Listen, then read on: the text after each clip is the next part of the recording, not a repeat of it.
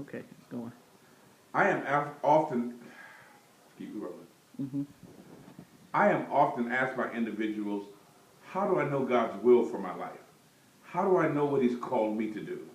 I want to give you three things on this sixth day of our consecration that I believe will help you discover what God has for you.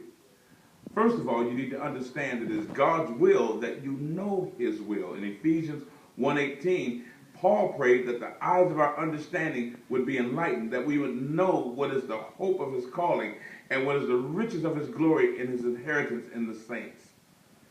In Acts 22:14, I believe, just like Paul, that God has chosen us to know His will. In other words, you need to understand, first of all, that it is God's will that you know His will.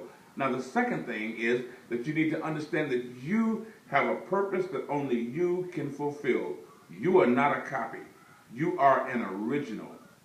You are divinely designed by God to do something specific in His kingdom.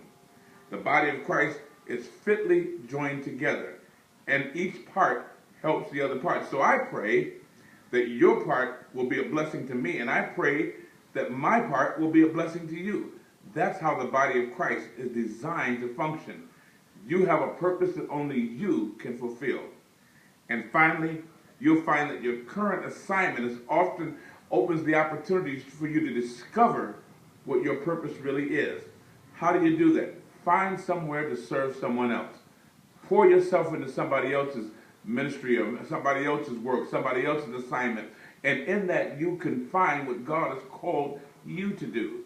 So pour yourself. And this is the foundation of presenting your body a living sacrifice that God can now prove what is that good, acceptable, and perfect will of God for your life. I pray as you go through the sixth day of the fast that God is going to open up new ideas, new ways for you so that you will find out what His will is for your life. You be blessed.